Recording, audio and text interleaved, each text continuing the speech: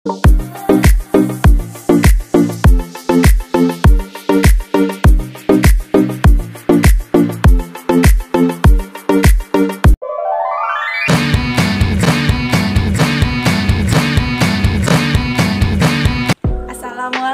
teman-teman. Perkenalkan, nama aku Aziza Apkoria dari Universitas Negeri Yogyakarta. Salam kenal semuanya. Jalan Pabuaran, Bojonggede, Kabupaten Bogor, Jawa Barat, rusak parah. Menurut kalian ini lucu? Oh tidak, ini adalah bentuk protes warga sekitar karena jalanan yang rusak. Ini belum pernah diperbaiki lagi ya? Kemarin udah aspal sih, minggu kali udah ada lagi tuh. Hah? Aspal? Apakah kalian sering mendengar kata aspal? Apakah aspal yang ada di bayangan kalian seperti gambar ini?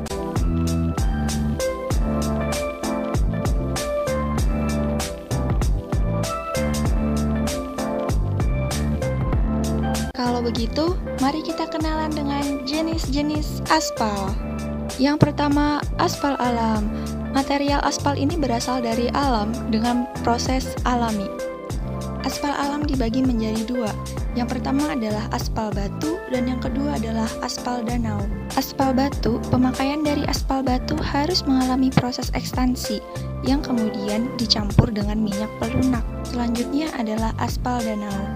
Aspal ini memiliki campuran mineral, bitumen, serta bahan organik lainnya. Aspal ini memiliki tingkat penetrasi yang rendah dan juga titik lembek yang cukup tinggi. Jenis aspal yang kedua adalah aspal hasil distilasi. Aspal distilasi yaitu aspal buatan merupakan proses penyulingan minyak mentah. Proses ini terjadi pemisahan berbagai macam fraksi dari minyak mentah. Jenis ini dibagi menjadi tiga. Yang pertama adalah aspal cair, yang kedua adalah aspal keras, dan yang terakhir adalah aspal emulsi. Yang pertama adalah aspal cair.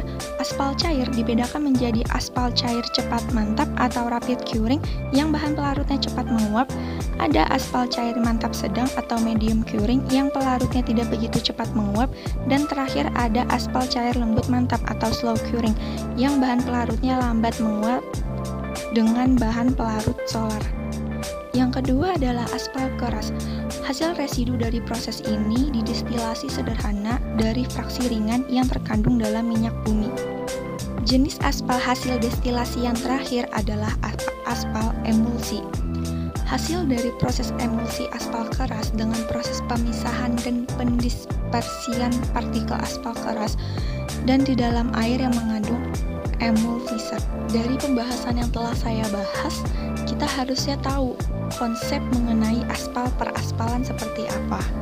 Dan maka dari itu, saya akan menjelaskan mengenai aspal lebih lanjut.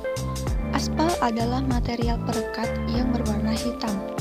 Aspal dapat diperoleh di alam yang disebut dengan aspal alam atau aspal residu. Dan hasil penghilangan minyak bumi disebut aspal minyak. Apa sih kandungan dari aspal itu? Aspal mengandung hidrokarbon, nitrogen, dan logam lainnya. Aspal minyak digunakan untuk konstruksi jalan raya.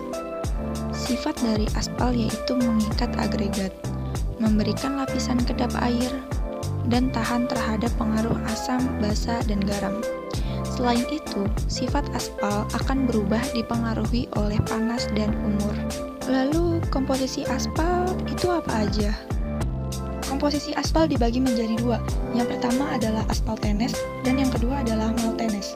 Aspal tenes tidak larut dalam enheptena, terdiri dari senyawa hidrokarbon dan berwarna hitam. Sedangkan maltenes larut dalam enheptena, terdiri dari resin dan oil, cairan kental dan mudah menguap sesuai dengan temperatur dan rasa pelayanan jalan. Resins berupa cairan berwarna kuning atau coklat tua. Oils berwarna lebih muda. Resins menghasilkan sifat adhesi aspal, mudah hilang atau berkurang selama masa pelayanan jalan. Kalian tahu nggak apa itu durabilitas aspal? Durabilitas aspal merupakan fungsi ketahanan aspal terhadap perubahan kimia selama proses pencampuran, masa pelayanan maupun proses pengerasan dengan seiringnya waktu berjalan. Proses pengerasan aspal itu bagaimana? Proses pengerasan aspal disebabkan oleh adanya oksidasi, penguapan, dan perubahan kimia. Bagaimana dengan reaksi kimianya? Reaksi kimia yang terjadi yaitu berubahnya resins menjadi aspal tenes dan oils menjadi resins yang mengakibatkan peningkatan viskositas aspal.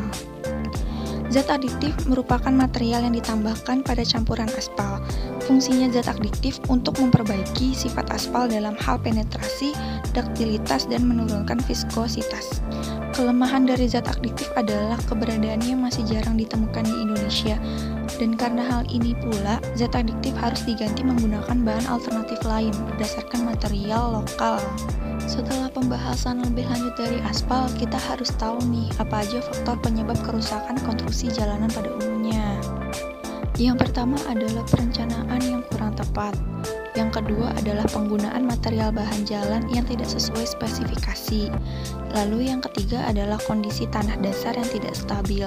Yang keempat yaitu bangunan pelengkap yang kurang baik.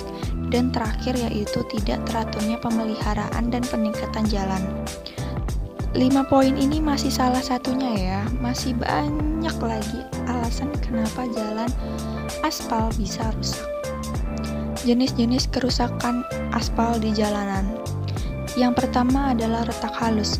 Retak halus ini bentuknya melengkung seperti bulan sabit, terjadi karena kurang baiknya ikatan yang disebabkan oleh debu, minyak, air, dan benda non-adhesif lainnya. Bisa juga karena banyaknya pasir sebagai bahan campuran dan mengakibatkan kurang baiknya pemadatan lapis permukaan. Yang kedua adalah retak selip. Nah, kerusakan ini terjadi secara kimiawi dan mekanis dalam lapisan perkerasan. Lubang-lubang ini menampung air dan meresap air ke dalam lapisan permukaan. Jadi, lubangnya akan semakin besar dan turun ke dalam. Lubang ini terjadi akibat campuran material lapis permukaan jelek seperti kadar aspal rendah sehingga film aspal tipis dan mudah lepas. Yang ketiga adalah berlubang. Kerusakan ini terjadi karena terlepasnya sebagian material perkerasan jalan. Material ini tidak menyatu walaupun telah dilakukan pemadatan dan kerusakan terjadi beberapa saat setelah pemadatan dilakukan. Yang terakhir adalah kerusakan dini lapisan perkerasan jalan. Bentuknya seperti batu pecah, di mana permukaannya ada yang kasar dan ada yang halus seperti pasir. Jadi, sekarang kalian tahu kan sebab dan akibat dari berlubangnya aspal pada jalanan? Lalu, bagaimana cara penanganannya? Pemerintah Indonesia memiliki terobosan untuk menanggulangi lubang jalan. Solusinya adalah menambal jalan berlubang dengan cepat dan murah, menggunakan teknologi tambalan cepat mantap yang biasa disebut dengan TCM.